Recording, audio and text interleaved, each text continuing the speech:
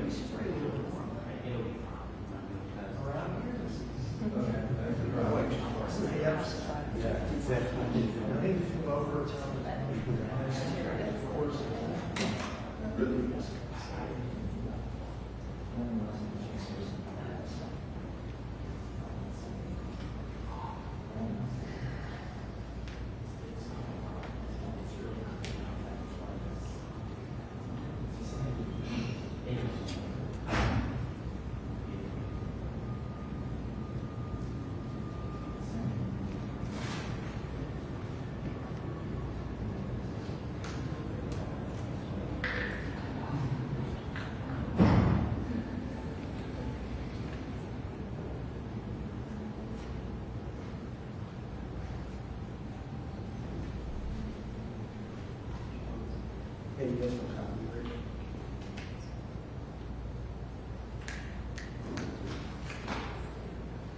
Just making sure that all the drawings,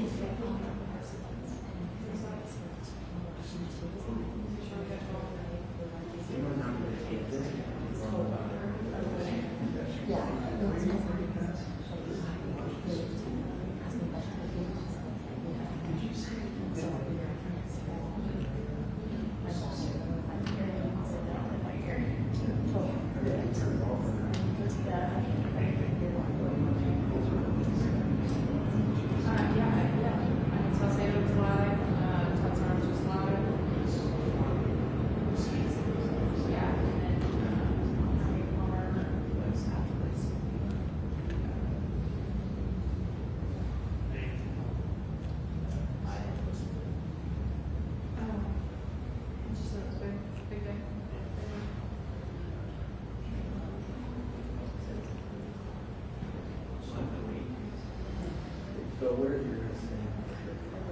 Here.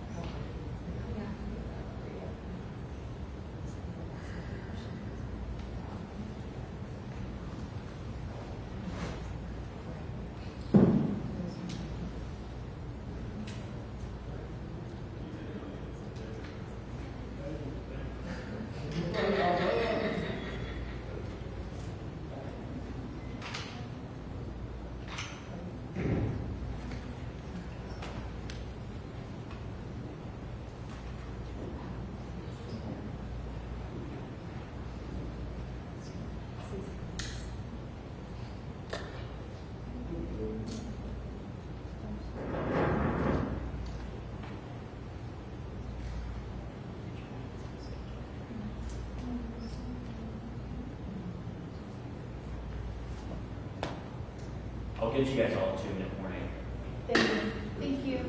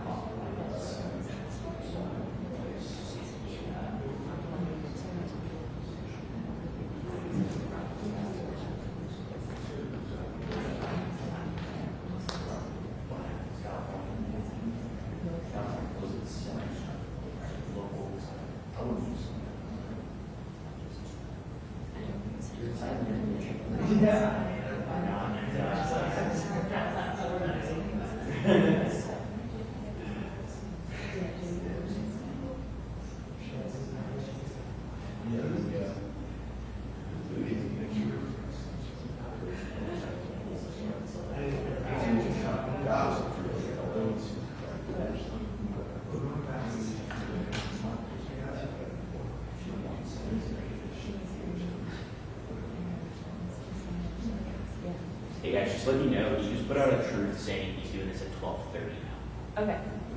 That is terrible. Hey, Denver, so it's open at 12:30. Well, we'll still get to it. But we can chill for a few more minutes.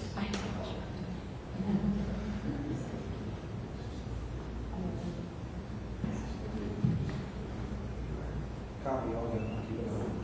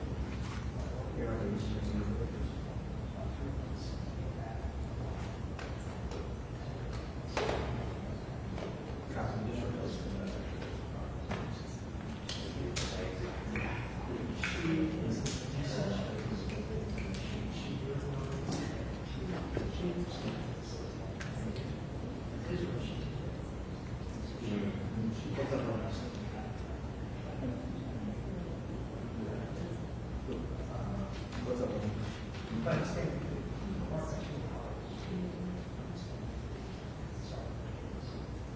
Two-way mirror replacement.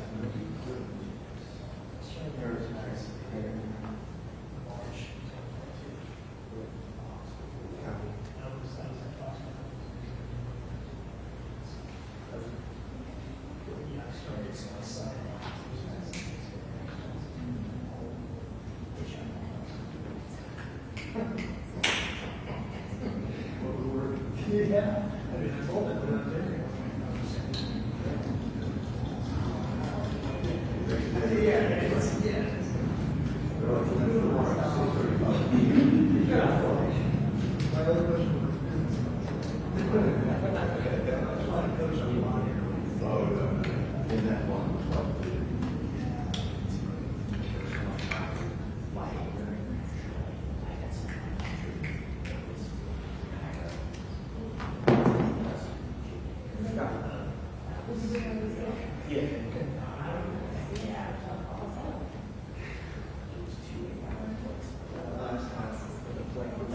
Not going to do that again.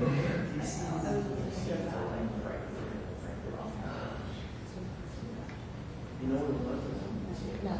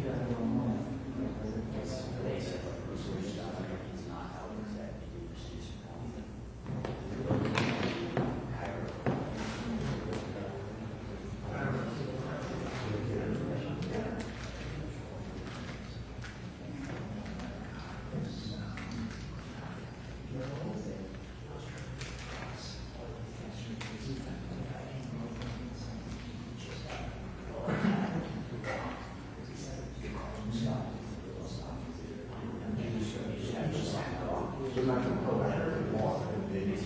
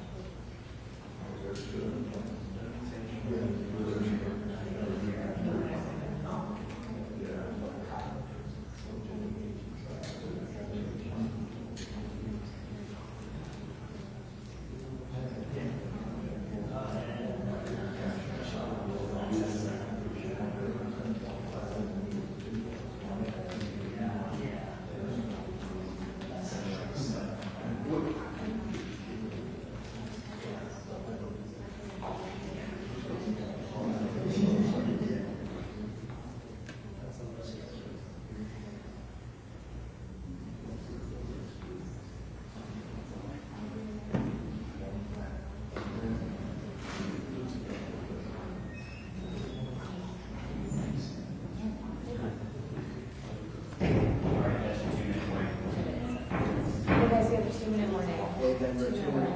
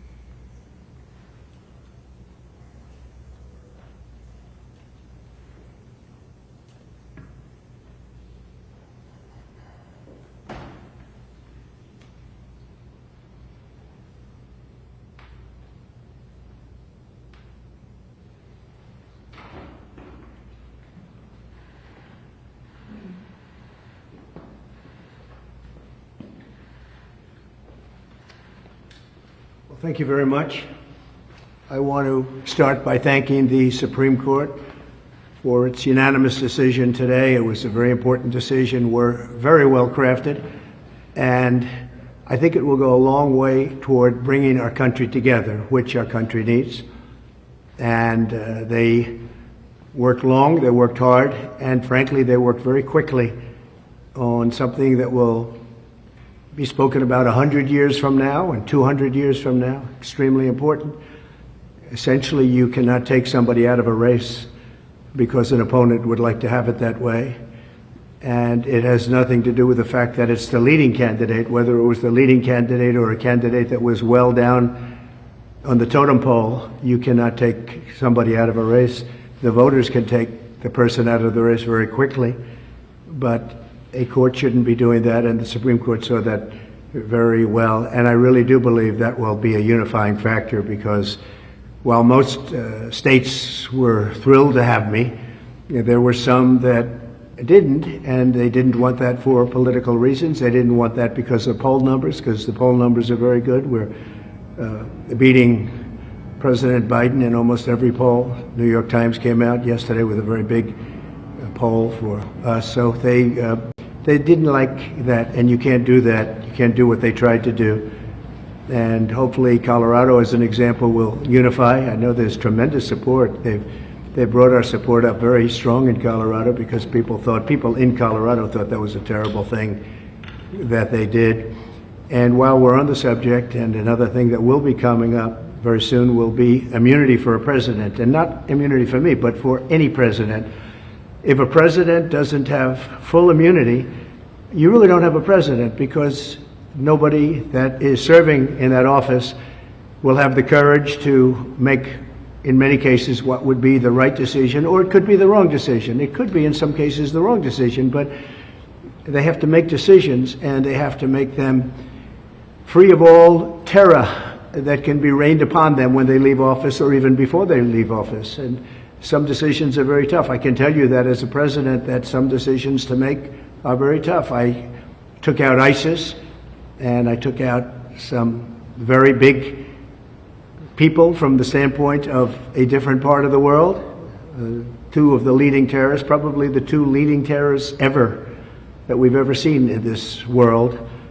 And those are big decisions. I don't want to be prosecuted for it. Another president wouldn't want to be prosecuted for it. It had a tremendously positive impact. It stopped everything cold. And sometimes you have to make, they were tough decisions. Sometimes you have to make decisions like that. When you make a decision, you don't want to have your opposing party or opponent, or even somebody that just thinks you're wrong, bring a criminal suit against you, or any kind of a suit when you leave office. I have that right now at a level that nobody's ever seen before. I have rogue prosecutors, and I have rogue judges. I have judges that are out of control. And it's a very unfair thing for me, but serving perhaps as a sample to others of what should not be happening when you make good decisions. And in my case, the economy was great. We didn't go into any wars. We totally defeated ISIS. We provided the largest tax cuts in history. We provided the largest regulation cuts in history. But think of it, no wars. We beat ISIS 100% of the caliphate. And there were no wars. We did a job that was great, but maybe I wouldn't have done that. The caliphate, defeating them, was very powerful. It was going to take 4 years. It took me 4 months. But it was a very strong dictum that I gave. I said, get them, defeat them, end it. We were fighting for 20 years against ISIS, and we did it very quickly. I don't want to be prosecuted. In that case, it worked out very well. There will be some things that perhaps don't work out so well, but I don't want to be prosecuted because I decided to do something that is very much for the good of the country, and actually for the good of the world. A president shouldn't have that on his mind, and he has to have a free and clear mind when he makes very big decisions, or it's going to be nothing more than a ceremonial post. You'll be president, it'll be a wonderful thing, and you won't do anything because you don't want to be hit by your opponent or hit by somebody else, because who wants to leave office and go through what I've gone through? I'm being prosecuted by Biden. my opponent, because every one of these things, whether it's Fannie Willis or Bragg, these are local and state, but they're in total coordination with the White House. You can't do that. It shouldn't be done. I mean, a thing like that. In the case of the DA's office, they put one of the top people, maybe the second person, in the Manhattan DA's office to get Trump. They had a Hillary Clinton lawyer leave the law firm, very prestigious big law firm, leave the law firm to go into the DA's office to get Trump, Pomerantz, Mr. Pomerantz. So he goes in to become a prosecutor, worked for the Democrat Party and Hillary Clinton, goes in to prosecute Donald Trump at a local level, in total coordination with the Department of Justice, meaning Biden. And then you have the Fannie Willis, or as she would say, Fani, F-A-N-I, but Fani. And she hired somebody, knew the person long before this horrible prosecution took place, and she went out and she paid him an unbelievable amount of money, more money than he ever had dreamt possible, much more money than other people that do that for a living. He never did it at all, had no experience in it at all. And they had obviously a conflict. We don't have to go into that, but they were able to get a lot of money because it was a high-profile person. Me, I'm a very high-profile person. So they were able to pay him close to $1 million when he was not equipped to do the job, and she's not equipped to do the job, and that case should end immediately. That case is so conflicted, nobody's ever seen anything like it. And then you have deranged Jack Smith, who's a Trump hater and represents all the Trump haters, and he's going wild. He's just a wild man. He's been overturned unanimously by the Supreme Court. Went after other people over the years. He's had great failure. But he's mean, he's nasty, he's unfair. And the judges on these cases, they're all Trump haters. Other than we have maybe one or two that I think can be fair. But you look at New York, what's happened. I mean, these people have tremendous hatred. You can't do this to a president. And again, I'm not talking about me, I'm talking about in the future. A president has to be free. A president has to be, if the president does a good job, I did. Some people would say a great job. But if the president does a good job, a president should be free and clear and frankly celebrated for having done a good job. Not indicted 4 times and not gone after on a civil basis and not demanded to pay hundreds of millions of dollars in fines on something that was absolutely perfect, where there were no victims, where the financial statements were absolutely flawless, where you have disclaimer clauses. I mean, nobody's ever had a thing like this. I wasn't given a jury, and I had a clubhouse judge just come up with this number on a perfect loan and very conservative financial statements. But even at that, if you look, the disclaimer says don't rely on the financial statements in any way, shape, or form. Go out and do your own work. The bank in question had the most sophisticated lawyers in the world, frankly, one of the top law firms anywhere in the country, and they can defend themselves. What guys like Bragg and Letitia James and Fani and deranged Jack Smith, what they should be doing is fighting violent crime. And that would lead me to the end. I will say that President Biden, number one, stop weaponization. Fight your fight yourself. Don't use prosecutors and judges to go after your opponent, to try and damage your opponent so you can win an election. Our country is much bigger than that. The other thing I say to President Biden, close the borders now. This is not sustainable for our country. It's not sustainable for our cities. Our country is under siege. This is a violent thing that you've done. And many people are dying. Many, many people are dying. They die on the trip up. They die going through the border. And they die in our country. But many of the people coming up are from prisons and jails, from mental institutions and insane asylums. Many are terrorists. You see it. Many, many are terrorists. And I believe the real number that we have right now is probably closer to 15 million people. And by the time the term ends, I believe the president's term ends, I believe you'll be at close to 20 million people. That's almost larger than any state in the Union. Our country, it is not sustainable. Many of these people are tough. Many of these people are bad. They come from some of the roughest countries in the world and some of the roughest prisons. We have prisons in the Congo, in Africa, coming. We have people coming from all parts of the Middle East. They're coming from Yemen, and yet you are bombing Yemen. You have to stop. You have to close the border. You have absolute authorization. You don't need Congress. I had the safest border in the history of our country, and I didn't use Congress for it. And then I built hundreds of miles of wall, and the reason I built it and how I built it was I considered it an invasion of our country, and I took the money from the military, and the Army Corps of Engineers did it with me, and we did a great job. And we had the safest border we've ever had, and now we have the most unsafe border anywhere in the world at any time. There's never been a border like this at any country, anywhere in the world. They would have fought with sticks and stones to stop the horrible situation that's occurring. Our people can't stand it, and the people coming in really can't stand it because they're dying. Many are dying on the trip up, and they're dying in the country. And also, many of the people are criminals, and they're doing tremendous harm. I call it migrant crime. It's migrant crime. It's a new category of crime. They're hurting our country horribly, and we've become a laughing stock all over the world. So I say respectfully to President Biden, you have the authorization right now. I did it. I didn't go to Congress and say, do I have the right to close? I fought Congress on it. Close the borders. You can do it right now. You have everything. Use my policies. My policies were great. Everybody said it.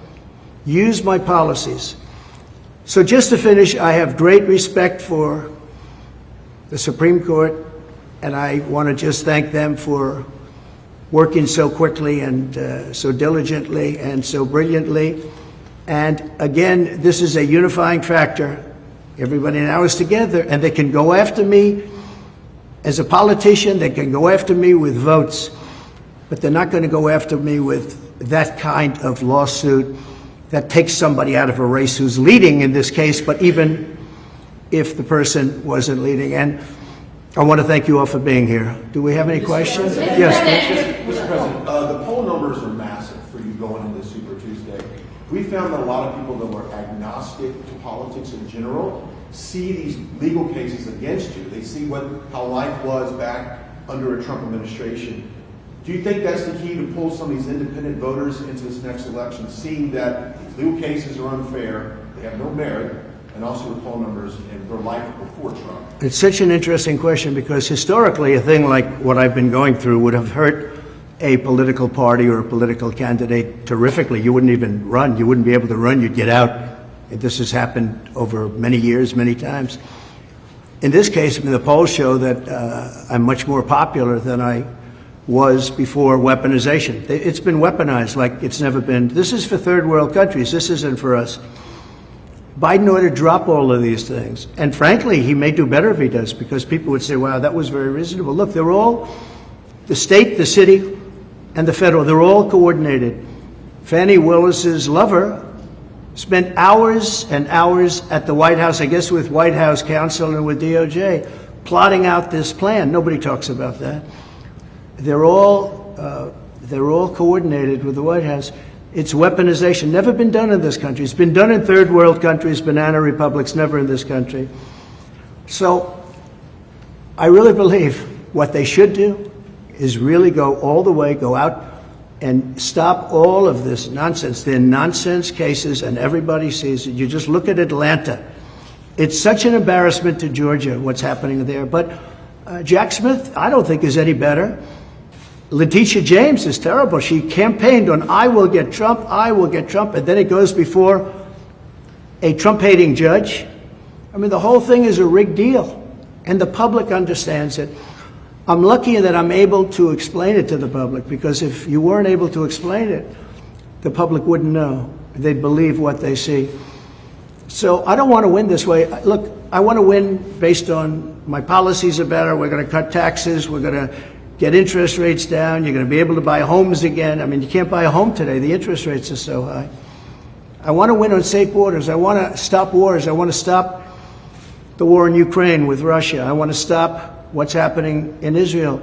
Israel would have never been attacked if I were president. Ukraine would have never, ever been attacked if I was president. You wouldn't have had inflation. Inflation was caused by high energy prices. I had low energy prices. I would have kept them there very easily. And it probably maybe caused the war with Ukraine because Putin became rich all of a sudden. It went up so much, and I watched President Biden talking about Putin. Putin became very rich because at $100 a barrel, he's got so much money to fight a war. At $40 a barrel, he doesn't have the money to fight a war. But he wouldn't have done it anyway because I told him not to. So I just want to thank all of you for being here. I think it's a very big day for America. I think it's a very big day for liberty, and I think it's just a great day for this country. Again, I hope it's unifying like I think, but it is. It's a big step toward unification. I hope that the justices, because they'll be working on some other cases, but one in particular, presidents have to be given total immunity.